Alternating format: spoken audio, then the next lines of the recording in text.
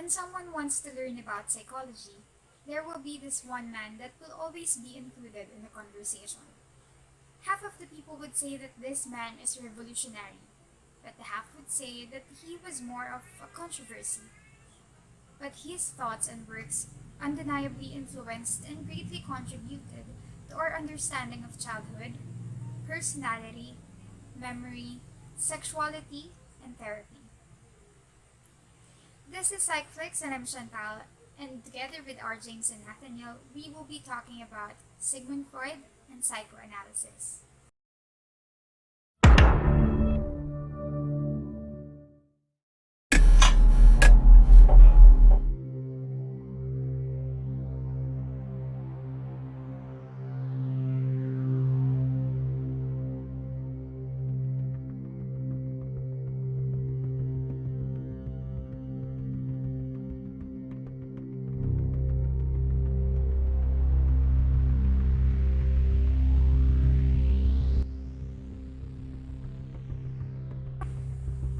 Before we proceed with Freud's theories, we will first learn about his life.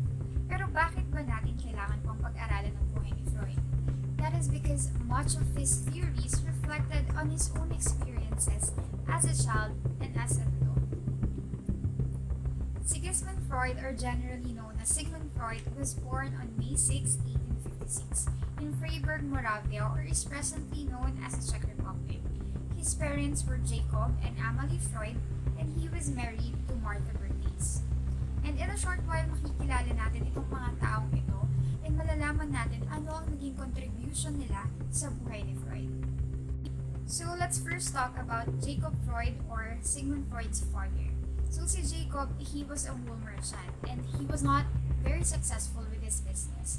Kaya nung nag-fail ito, kinailangan ng pamilya niya na lumipat mula sa Moravia papuntang Germany, and then later on, papuntang Vienna. So by the time that Freud was born, his father was already 40 years old, while his mother, Amalie, was only 20. So si Freud yung firstborn nilang dalawa, pero meron ng naunang dalawang kapatid si Freud kay Jacob.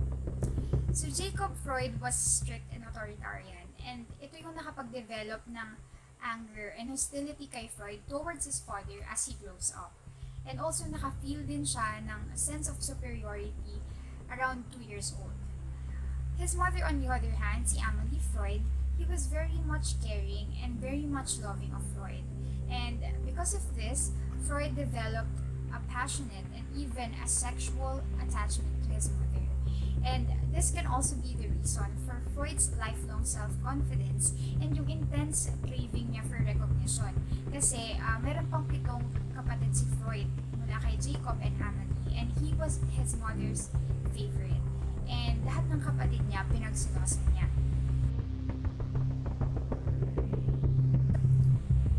Si Freud, matalino siya. He was a prodigy at a very young age, and ito naman sinuportahan ng mga magulang niya. Sinikap nila na gawing komportable yung pag-aaral niya, binigyan nila siya ng sarili kwarto, sarili mga gamit, to the point na yung ibang mga kapatid niya ay hindi pinapagamit. Eventually, he decided to choose medicine as his career kasi naniwala siya that this could bring him the glory that he felt he deserved. So kung makikita nyo, malaking factor yung kagustuhan ni Freud na makilala siya sa mga naging desisyon niya sa buhay. At hindi ito yung pinabeses. Nung nasa medical school siya, he experimented on this drug and he called it a miracle drug. He tried this himself and he even encouraged his friends and his fiancée to use it. He claimed that this helped with his chronic indigestion and his depression. The drug was cocaine. With the belief that this would gain the fame that he aspired for himself, again, Freud published an article in 1884 about cocaine's beneficial effects. But unfortunately, this article was highly criticized and it was blamed to be a major contributor to the epidemic of cocaine use in the United States and Europe. And isa pang frustrating na nangyari kay Freud, hindi siya yung nakatapos sa pag-aaral tungkol sa cocaine kasi he left, he went to his fiancée, and then when he came back, a colleague of his already finished studying about cocaine. So, hindi rin siya yung nakakuha ng recognition na gusto niyang makuha. Instead, it brought him infamy. And for the rest of his life, sinubukan niya na burahin yung kanyang endorsement ng cocaine and dinelete niya lahat ng references sa kanyang bibliography.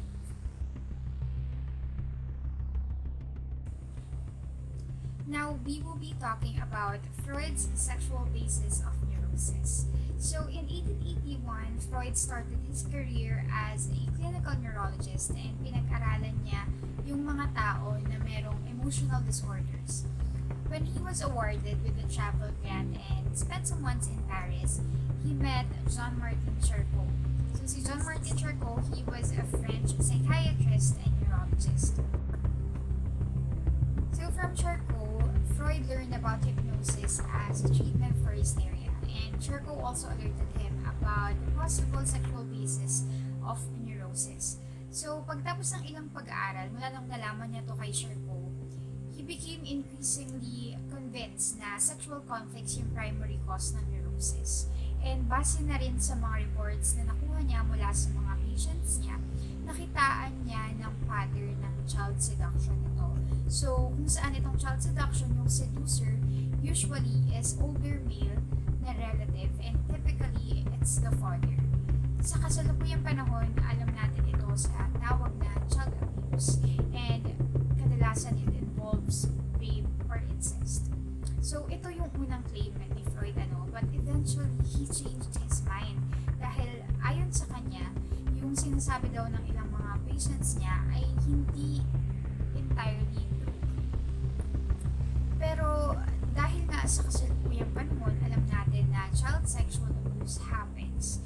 Ilang mga eksperto ang napaisip na baka may katotohanan at baka tama yung unang claims ni Freud. Pero dahil nga sa panahon na kinalalagyan niya, hindi niya lubusang nag-grasp o naunawaan na yung mga ganong klase ng bagay ay posibleng mangyari. So ngayon naman, we will talk about Freud's sex life. It is just very ironic that the man who emphasized the importance of sex in emotional life experienced so many sexual conflicts during his early years. So si Freud, wala siyang contact with the people of the other sex when he was an adult, and he was shy and terrified of women. And he was a virgin until he was married when he was 13. And Freud was occasionally impotent during his marriage and had sometimes abstained from sex. He ended his sex life at the age of 41 and he blamed his wife, Martha, for it kasi sabi niya, madali raw mabuntis si Martha and madalas siyang magkasakit kapag siya ay buntis. And sinabi niya rin na si Martha raw ay ayaw makipag-engage sa ibang sexual activities na beyond sa procreative acts. With the belief that sexual conflicts affected his patients, yung mga personal conflicts and frustrations ni Freud regarding sex ay nagmanifest sa kanya as neurosis. He had a severe neurotic episode when he was in his 40s and naapektuhan siya psychologically and physically. So he had cloudy thoughts, he had doubts, he got depressed, and yung iba namang physical symptoms niya, sumakit yung ulo niya, may migraine siya, may urinary and colon problem siya.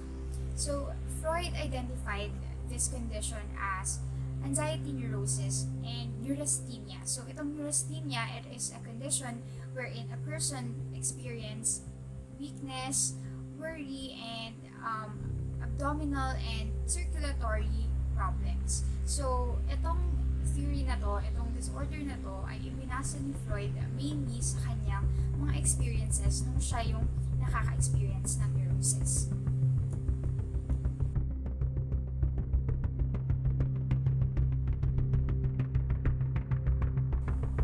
Now, we will be talking about instinct as the propelling forces of the personality. So, Freud wrote that instincts were the basic element of the personality. Ito raw yung motivating forces na magtuturo ng direksyon ng magiging behavior natin. Halimbawa na lamang kapag ang isang tao ay nakaramdam magiging stimulus, yung pakiramdam ng gutom or uhaw. At ang magiging instinct is may isip mo na kailangan mong kumain o kailangan mong uminom. When a person is in a condition of need, this person will be in a state of tension or pressure.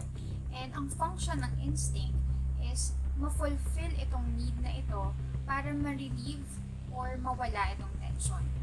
Therefore, this theory of Freud aims to maintain homeostasis or itong physiological equilibrium or balance natin tinatawag para hindi niya maranasan yung tension.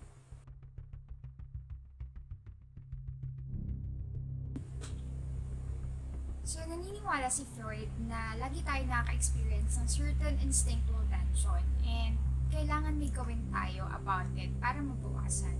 So, this means that instincts always influence our behavior. And ang mga tao, pwedeng mag-take ng iba't ibang path sa pag-resolve nitong need na to. So, halimbawa, kapag ang isang tao ay gutom, he would either cook, he would either buy food, or he would divert his attention to something else para ma-fulfill yung kanyang gutom. So, itong direksyon na pupuntahan ng tao, itong behavior na kanyang gagawin, ito yung magdidikta kung ano yung personality na meron siya. So, there are two types of instincts. The first one is the life instinct. Yung life instinct, this one strives to satisfy the individual demands for food, air, water, and sex. And according kay Freud, the most essential life instinct for personality is sex. And sabi niya, ang humans daw, we are primarily pleasure-seeking creatures. And sa tingin ko, this is why his personality theories focuses around the need to restrain or suppress our sexual desires para makasurvive tayo. And ang psychic energy na namamanifest ng life instinct is called libido.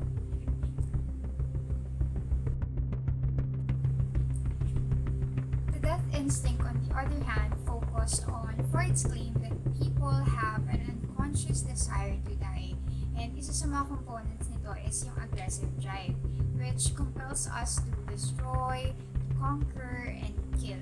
And because of this, Freud came to consider na aggression is also an essential instinct of human nature as much as sex.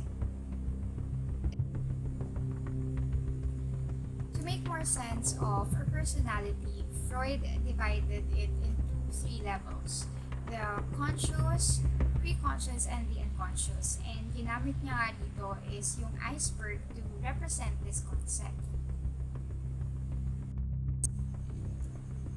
The conscious level only pertains to the experiences and sensation that is available and which we are aware at the given moment.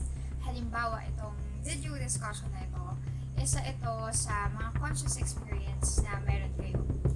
And limited lamang ang conscious level dahil small portions of our thoughts and memories and other sensations yung nag-e-exist dito. Next naman is the unconscious, which is located at the bottom or below the surface. This is the focus of the psychoanalytic theory of Freud kasi dito naglalagay yung mga instincts, desires, wishes natin. Nandito raw even our darkest thoughts. And according kay Freud, nandito sa unconscious level yung driving power in our behaviors and we can't see or we can't control it. Last is the preconscious. This level is in the middle of conscious and unconscious. This serves as the storehouse of all of our memories, perceptions, and thoughts. So, dito, hindi tayo consciously aware at the given moment. Pero, kapag may kailangan tayo, ay ma-access natin yun kaagad. Halimbawa, kapag may recitation ka, nasa preconscious yung mga information na na-review mo. Kaya kapag dumating yung time na tinanong ka ng professor mo, yung preconscious yung magbibigay sa'yo ng information na kakailanganin mo for that moment.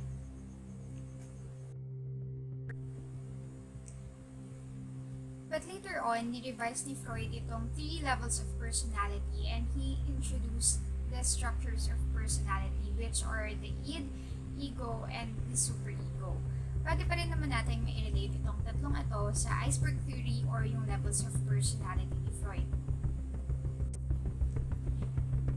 The first is id. So this one is like the unconscious. This is where the instincts and libido are located, gaya nung nabanggit ko kanina about needs, intention, and according to Freud, this was operated by the pleasures principle. Pleasure-seeking ang id. Doon lang siya nag-focus and kailangan niyang masatisfy yung need and iniiwasan niya yung pain. May pagka-makulit, may pagka-matigas ang ulo ng id kasi kung anong gusto niya, dapat makuha niya. Wala siyang regard sa ibang bagay and that is because the id has no awareness of the reality. For example, yung mga babies, o yung mga newborn babies, kapag nagugutom sila, iyak sila ng malakas. Hindi sila titigil hanggat hindi sila nabibigyan ng gatas. So, the id is just like that. So, next is the ego. It is the conscious one. It is operated by the reality principle. That's why the ego doesn't make impulsive actions. So, may awareness siya sa reality, kaya hindi siya basta-basta susunod kay id. For example, sinabi ni id na kailangan mo nang kumain ka na, pero nasa isang meeting ka. Si ego yung magre-rationalize na hindi ka pa pwedeng kumain and makakakain ka lang pagkatapos ng meeting nyo. The last one is the superego. This is operated by the moral principle. Itong superego is what guides us on what's right or wrong and kadalasan na-develop to as we grow up kapag ka nakaka-experience tayo ng praises and ng punishment. One part of the superego is what we know as the conscience. Ito yung nagmamanifest kapag ka may nagagawa tayong mali. And on the other hand, yung ego ideal na nagmamanifest naman kapag ka nakaka-receive tayo ng recognition. So, bakit hindi na lang superego yung mag-manifest lagi if it directs us to do good? That is because the superego is a constant pursuance for moral perfection. So there's a high intensity and irrationality for obedience. So like the id, ayaw ng superego na makipag-compromise. So the ego in the middle is being pressured to meet the id and the superego's demands. And there we have it on the life of Freud, his theories about instinct, levels of personality, and structures of personality. We will learn more about his other theories on the next presentation with our James.